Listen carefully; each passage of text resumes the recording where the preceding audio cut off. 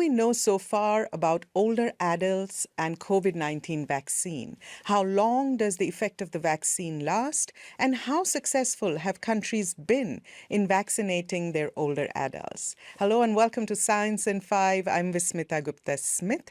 We are talking to Dr. Katherine O'Brien today. Welcome, Kate.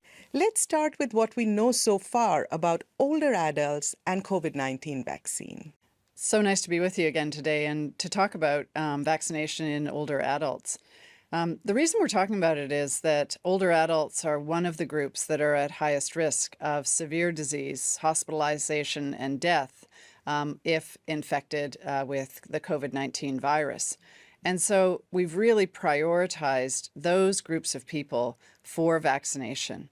And so that's one of the most important things that we all sort of align on, is why vaccination is so important in older adults. So there's no one age that is the overall cutoff age for what's an older adult. But in general, at WHO, we speak about people who are over 60 years of age. Now, the vaccines have been really, really effective at protecting older adults from the severe end of the disease spectrum of COVID-19. It's the reason, in large part, why in countries where most older adults are vaccinated, the serious consequences of COVID-19 infection have really plummeted. People may still get an illness, a mild illness, but they're not going to end up in hospital. They're not going to end up in an intensive care unit or with the most dreaded outcome, actually dying from COVID-19. Kate, how long does the effect of the vaccine last in older adults? What we know is that the vaccines that we have now and the variants that are circulating now, there is a reduction in the performance of vaccines, especially for mild disease and infection. But they hold up very well over time against severe disease, hospitalization, and death. We want to give the vaccines their very best opportunity to give maximum protection to people who are vaccinated, and especially to those who are at highest risk of severe disease, which includes those over 60. So for that reason, the booster dose is a really important part of a complete schedule of vaccination. So people will get much better protection if they've received their booster dose. But especially for those people who are at highest risk of disease, we want them to have the optimum protection, the best protection possible.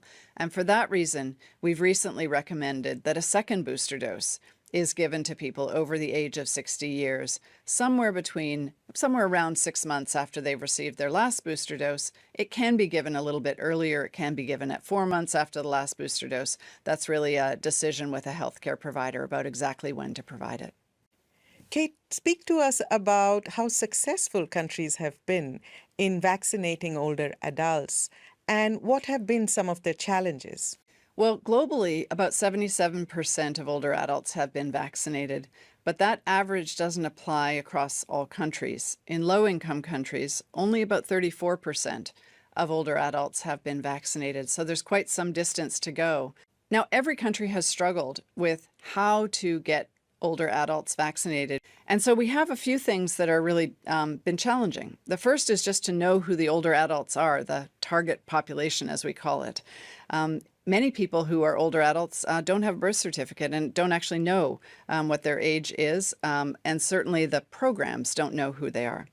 The second is really the acceptability of vaccines.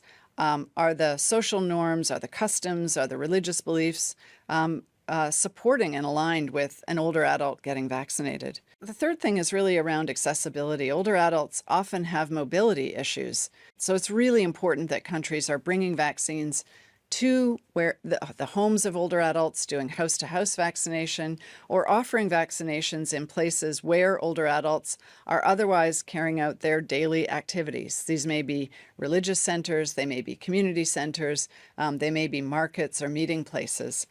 And then finally is the sort of approachability. The behavior of the vaccinators and the frontline workers really need to be perceived as confident and trusted sources for older adults who don't routinely receive vaccines. In Mozambique, the Help Age International has distributed solar-powered radios to rural older adults so that they can receive communication and information about when the vaccinators are going to be around and how they should actually go and get vaccinated. So that's just one example of some of the innovation that many countries are deploying to assure that the reach of vaccines gets to these older adults who are the highest priority group. Thank you, Kate. That was Science in 5 today. Until next time then, stay safe, stay healthy, and stick with science.